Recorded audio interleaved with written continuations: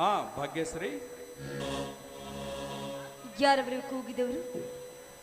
ನಾನೇ ಈ ಊರಿನ ಅಗರ ಶ್ರೀಮಂತ ಚಕ್ರವರ್ತಿ ಚಂದ್ರಕಾಂತ್ ತಮ್ಮ ಲಕ್ಷ್ಮೀಕಾಂತ್.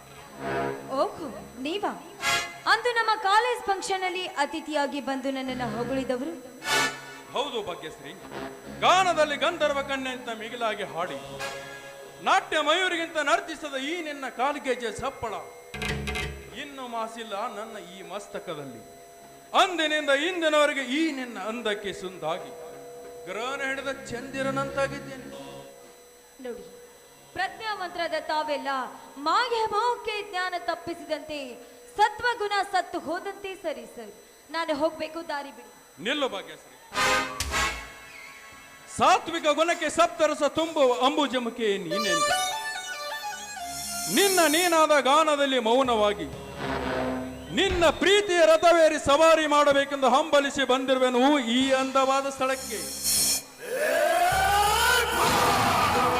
ಕ್ಷಮಿಸಿ ಸರ್, ನಾನು ಯಾವ ಇಂಥ ಆಸೆ ಆಕಾಂಕ್ಷೆಗಳನ್ನ ಇಟ್ಟುಕೊಂಡಿಲ್ಲ. ನಾನು ಚೆನ್ನಾಗಿ ಓದಿ IAS ಪರೀಕ್ಷೆಯನ್ನ ಪಾಸ್ ಮಾಡಿ ಜಮೀನ್ದಾರ ಅಣ್ಣಂದ್ರೆ ಹೆಸರು ತರಲಿಕ್ಕೆ ಅಂತ ಹೊರಟಿದ್ದೇನೆ. ದಯವಿಟ್ಟು ನನಗೆ ದಾರಿ ಬಿಡಿ ಸರ್. ನಿಲ್ಲು ಭಾಗ್ಯ, IAS ಮುಗಿಸಿ ಜಮೀನ್ದಾರ ಅಣ್ಣಂದ್ರೆ ಹೆಸರು ತರ್ತೀನಿ ಎಂದಲ್ಲ, ಈ ವಿಷಯಕ್ಕೆ ನಾ ಹೆಮ್ಮೆ ಪಡ್ತೀನಿ. ಆದರೆ ಪ್ರೀತಿ ಎಂಬ ಪದ ಕಳಚಿ ಹಾಕಿ ನೀನು ನುಂಚಿ ಹೋಗ್ತಿದ್ಯಲ್ಲ, ಅದೇ ನನಗೆ ಅಲರ್ಜಿ. ಯಾಕೆ? ಇಲ್ಲ, ಇದಕ್ಕೆ ಮಾತ್ರ ನನ್ನ ಬಳಿ ಉತ್ತರವಿಲ್ಲ. ದಯವಿಟ್ಟು ವ್ಯರ್ಥ ಸಮಯವನ್ನ ಹಾಳು ಮಾಡದೆ ಸುಮ್ಮನೆ ನನಗೆ ದಾರಿ. ನಿಲ್ಲು ಭಾಗ್ಯ, ಹೋಗುವಂತೆ ನಿಲ್ಲು, ನಂದೇನು ಅಭ್ಯಂತರವಿಲ್ಲ. ಆದರೆ ವ್ಯರ್ಥ ಸಮಯ ಹಾಳು ಮಾಡಬೇಡೆಂದೆಲ್ಲ, ಈ ಸಮಯದ ಅರ್ಥ ನಿನಗೇನಾದರೂ ಗೊತ್ತಿದೆಯಾ? ಇಲ್ಲ ಇಲ್ಲ ಇಲ್ಲ, ದಯವಿಟ್ಟು ಈ ವಿಷಯ ಮಾತ್ರ ನನ್ನ ಮುಂದೆ ಏನು ಹೇಳಬೇಡಿ. ಹುಚ್ಚಿ, ಮಕರಂದ ತುಂಬಿದ ಹೂವೊಂದು ಅರಳಿ ನಿಂತಾಗ ದುಂಬಿ ಬಂದು ಅದರ ಸುಗಂಧ ಹೀರುವುದು ಈ ಪ್ರಕೃತಿಯ ನಿಯಮ. ತಾರುಣ್ಯ ತುಂಬಿದ ಹೆಣ್ಣಿನ ಸಂಘ ಬಯಸುವುದು ನನ್ನಂತ ರಸಿಕನ ಗುಣಧರ್ಮ. ನೋಡು ಭಾಗ್ಯ, ಪ್ರೀತಿ ಎಂಬುದು ಸಮಗ್ರ ಜೀವನದ ಏಕೈಕ ಜೀವಂತ ಸರೋವರ. ನಾವಿಬ್ಬರು ಅದರೊಳಗೆ ಸೇರಿ ಈಜಾಡಿ ದಡ ಸೇರಿದರೆ ಈ ಒಡೆಯನ ಸತಿ ನೀನಾಗಿ ಬಾಳ ಬೆಳಗು.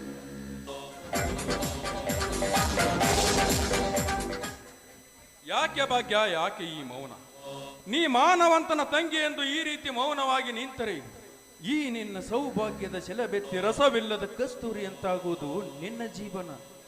ಪ್ಲೀಸ್, ಈ ರತಿ ಮನ್ಮಥನ ಕೃತಿಗೆ ಅವಕಾಶ ಕೊಡು. ಐ ಲವ್ ಯು ಅಂತ ಒಮ್ಮೆ ಹೇಳಿ. ಏನು ಹೇಳಿ ಸರ್, ನಮ್ಮಂತ ಹರಿಯದ ಹೃದಯದಲ್ಲಿ ಉಕ್ಕಿ ಹರಿಯುವ ನದಿಗೆ ಸಿಕ್ಕು ದಿಕ್ಕು ಪಾಲಾಗಬಾರದು ಈ ನನ್ನ ಜೀವನದ ಬಗ್ಗೆ. ಸ್ವಲ್ಪ ವಿಚಾರ ಮಾಡಿ ಸರ್. ಭಾಗ್ಯ, ಆ ವಿಚಾರದ ಮಾತೇಕೆ? ನಮ್ಮ ಪ್ರೀತಿಯಲ್ಲಿ ಕಲ್ಲು ಹಿಂಡಿ ನೀರು ತೆಗೆಯುವ ಬಲವಾದ ಶಕ್ತಿ. ಯಾಕೆ ಹಿಂಜರಿಕೆ ನಿನಗೆ? ಕಮಾನ್ ಭಾಗ್ಯ, ಕಮಾನ್. ಅದ್ಭುತವಾದ ಈ ನಿನ್ನ ಭಾವಭಂಗಿಯಲ್ಲಿ ಅಡಗಿದ ಈ ನಿನ್ನ ಸೌಂದರ್ಯದ ಸೊಬಗನ್ನು ಸವಿಯುವ ಸದಾವಕಾಶ ಕೊಡು ನನಗೆ. ಹಾಗಾದ್ರೆ ನುಡಿದಂತೆ ನಡೆಯುವ ಸತ್ಯಾಂಶ ನಿಮ್ಮಲ್ಲಿದೆಯಾ? ಕೇಳು ಭಾಗ್ಯ, ಅದ್ಯಾವ ನಿನ್ನ ಮಾತು? ಆ ಸೂರ್ಯ ಚಂದ್ರರ ಸಾಕ್ಷಿಯಾಗಿ ಏನೆಲ್ಲ ನಿನ್ನ ಮಾತನ್ನು ಪಾಲಿಸುವೆ.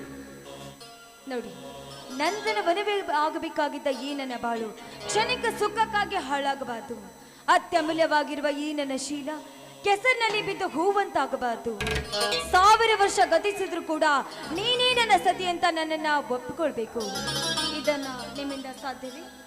ಸತ್ಯವಾಗಿ ಹೇಳ್ತೀನಿ ಭಾಗ್ಯ, ನಮ್ಮ ಪ್ರೀತಿಗೆ ಕೃಷ್ಣನ ಸುದರ್ಶನ ಚಕ್ರವೇ ಅಡ್ಡಿಯಾದರೂ ನಾ ನಿನ್ನ ಕೈ ಬಿಡಲಾರೆ.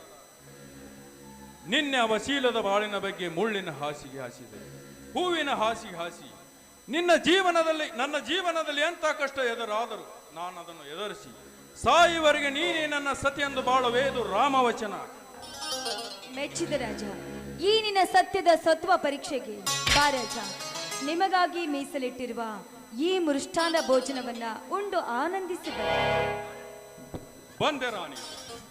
ನಿನ್ನಂತ ಅಮೂಲ್ಯ ರತ್ನವನ್ನು ನನಗಾಗಿ ಸೃಷ್ಟಿಸಿ ಧರೆಗೆ ಕಳಿಸಿದ ಆ ಬ್ರಹ್ಮ ಎಂಥ ಚತುರ. ಬಾ, ನನ್ನೊಂದಿಗೆ ಹಾಡಿಕೊನೆ.